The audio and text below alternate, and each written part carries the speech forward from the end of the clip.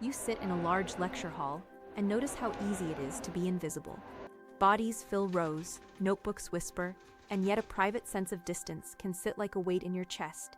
That quiet gap between being physically surrounded and feeling truly seen is not just a mood, it's information your brain treats like weather to your survival. Researchers like Baumeister and Leary argued this decades ago.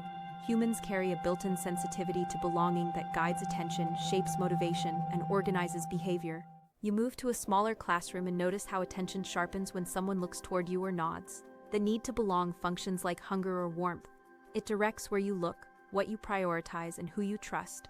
In practical terms, this means you're wired to seek consistent, meaningful interactions, ones that provide reliable cues of acceptance. When those interactions are present, they steady your focus and open opportunities for learning and growth. When they're absent, your energy is rerouted toward managing threat and repair. Later, you find yourself in the quiet of a library. A student sits with a book, surrounded by others who are doing the same. Yet alone in the middle of company, the student feels a knot of loneliness. Loneliness is not merely sadness, it's a biologically potent alarm. Katapo and Patrick describe how loneliness lights up stress systems, increasing inflammation and altering sleep, appetite, and immune function. The signal is adaptive, rough and urgent, designed to nudge you back into contact, because isolation in human evolutionary history often meant increased danger. You shift scenes to a cafeteria where short exchanges and shared smiles knit the room together. Belonging often emerges from small, repeated moments. A shared table, a joke, the recognition of someone passing by. Research by Holt-Lunstad and colleagues showed that these social bonds predict health outcomes nearly as strongly as diet or exercise. Think of social connection as a daily habit that accumulates into long-term resilience. The food you eat matters, but so does the company you keep while you eat it. In an office meeting, the quiet collation of ideas produces something steady, collaboration that supports performance and morale. Strong social ties at work function like scaffolding. They don't just make you feel less alone, they reduce errors, lower stress responses, and improve satisfaction. Holt-Lunstad's work points to belonging as a factor that shapes productivity and retention, not through slogans but through the slow accumulation of trust and shared expectations. A hospital room provides a clear demonstration of how belonging touches recovery. When a nurse sits with a patient and listens without rushing, that calm presence becomes part of the healing context. Perceived social support has been repeatedly associated with faster recovery, fewer complications, and better medical outcomes. The presence of another person who signals safety changes the physiological environment. Heart rate variability improves, stress hormones soften, and the mind can engage more in healing processes. Back in a laboratory, two researchers talk over data in low tones.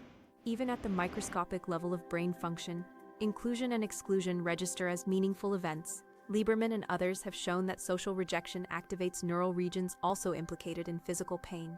The overlap tells you something precise. Social and physical threats are processed by shared systems because both mattered enormously for survival. Your nervous system has learned to treat social pain as a real, embodied event. At a tutoring table, one student explains a concept and another leans in, tracing the logic. Small, repeated cooperative acts like this build trust. Baumeister and Leary emphasized how recurring positive interactions form the core of belonging. It's not grand gestures that create durable connection as often as dependable. Reciprocal contact, helping each other with problems, returning messages, remembering details. Those micro patterns cumulatively form a sense of belonging that feels stable and safe. A small discussion circle demonstrates how belonging motivates repair and reconciliation. When someone missteps, apologies and gestures of repair often follow, not simply because people are polite, but because there is a deep automatic impulse to maintain the social bond. Your brain values relationships enough to prioritize their restoration. In classrooms, teams, and families, you see this play out in spontaneous attempts to mend breaches because losing connection carries real costs. The complexity of loneliness appears again at a library table where two students share notes but one remains distant. Loneliness is a mismatch between the connections you have and the ones you want. It's cognitive, emotional, and relational. You can be surrounded by people and still feel lonely if the interactions lack meaning or reciprocity. At a hospital staff station, brief but earnest check-ins show how small rituals sustain belonging in high-stress environments. When exclusion is chronic, physiological markers like cortisol and blood pressure rise, and long-term risks increase. Holt-Lunstad's meta-analytic work ties chronic social isolation to elevated mortality risk. meaning that belonging isn't optional polish on life. It's central to health across the lifespan. A student lingers after class, reflective and private. You notice that belonging is both universal and culturally shaped. Baumeister and Leary emphasize that across societies and ages, people express the need to belong. But how that need is met depends on cultural scripts. Some cultures prioritize close familial networks, others emphasize wider communal ties, and most people navigate a blend. A group project in a lab classroom shows how shared goals amplify belonging. When people pursue a common aim, cooperation becomes a scaffold for identity and trust. Lieberman's framework highlights how collaboration engages neural systems for reward and safety. Working together doesn't just get tasks done, it creates a sense of mutual investment that deepens connection. At an office desk near a window, someone sits quietly, hands folded, letting the day settle. The drive to belong explains many everyday behaviors. You notice who's at lunch, adjust your tone to fit the group, and invest in relationships that feel reciprocally safe. These small habitual adjustments are survival strategies you perform without thinking, because historically, inclusion increased chances of resources and protection. You watch a person writing in a notebook in a library. Solitude itself is socially shaped. Your inner life contains simulations of relationships. Casapo and Patrick note that when you're alone, you rehearse conversations. Imagine acceptance or rejection and maintain mental links to others. In another classroom discussion, steady eye contact and predictable patterns of exchange show how regular interaction builds cohesion. Predictability matters. When people can anticipate responses and schedules, trust grows. Regular, reliable communication signals safety in a neurobiological sense, allowing attachment systems to relax and learning systems to engage.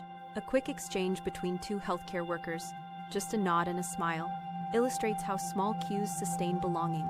Neuroscience shows that the nervous system responds instantly to signals of safety and threat. A brief friendly look can downregulate stress circuits even in noisy or high-pressure contexts. These micro-gestures stack up across shifts to form a lived experience of inclusion. A mentoring session in a faculty office demonstrates how one-on-one investment creates belonging.